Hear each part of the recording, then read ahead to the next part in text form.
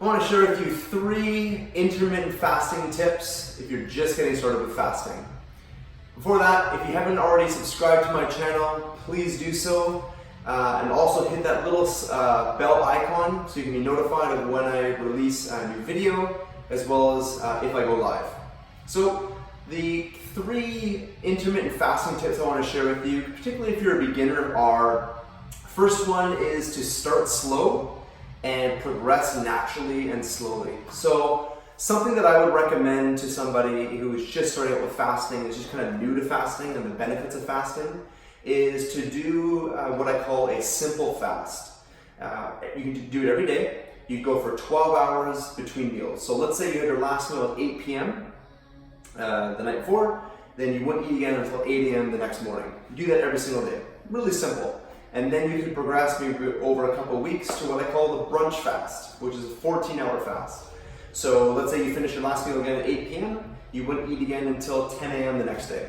Okay? And then as you build your fasting muscle, so to speak, so your strength with fasting, you get more comfortable with it, your body becomes more adjusted to it, you actually become more fat adapted, which basically means your body's relying more on fat to burn for energy as opposed to carbohydrate. Then you can extend the fasting window to 16 hours, which would be like a crescendo fast or a cycle fast. And then you can progress to a longer fast, which would be a strong fast, 18 to 20 hours. And then a warrior fast, which is even longer, like 20 to 22. And then you can go do the all-day 24-hour fast. So again, you just work towards that if you want to. You never need to get to those big numbers if you don't want to.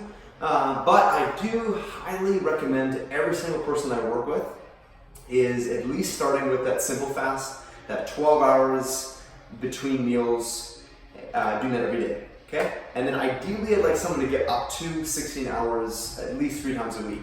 Okay? So 16 hours between meals.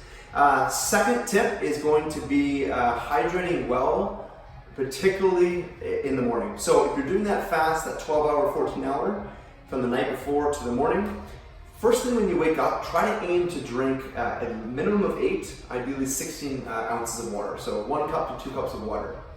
I like people to add either pink Himalayan salt to the water or like a Redmond's real salt to the water. That's what I personally use.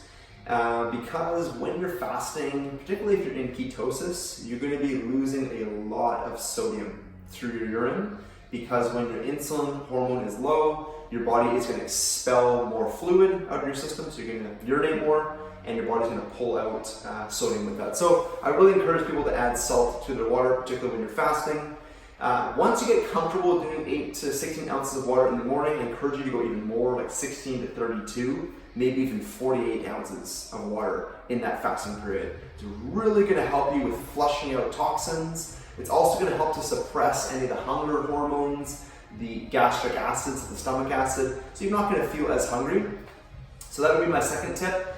And then, excuse me, for my third tip, I would just say try to relax and to minimize as much stress as possible. Particularly when you're new at fasting, you don't want to add a lot of stressful situations, so you don't want to be maybe starting your fast when you have got a lot of work responsibilities going on, let's say that week, or lots of stuff with your kids or your family. There's a lot of things going on. You kind of want to do it when there's minimal stress, not as much stuff going on, just because it's new to your body. And to be honest, fasting is a stress to your body. So if you've got a lot going on in your external environment and then you're adding that internal stress, it's just making it a little bit more difficult for your body. So try to be as relaxed and as stress-free as possible. I know with life, obviously, that can be quite difficult, but if you know you have nothing, let's say in this next week, nothing's planned, nothing's too stressful at work, kids don't got much going on, maybe that's a good week to start your fasting,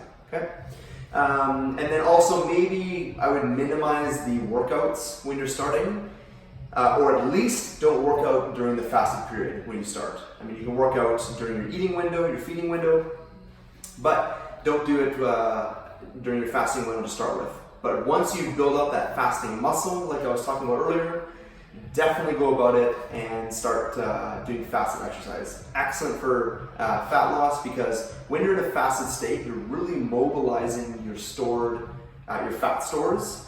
So you're going to get a lot more fat burning, a lot more fat oxidation in the fasted period and when you're exercising. So just to recap, 3 kind of intermittent fasting tips for when you're beginning fasting. 1 is to start slow and to progress naturally, starting with a 12-hour fast, progressing to 14 and more.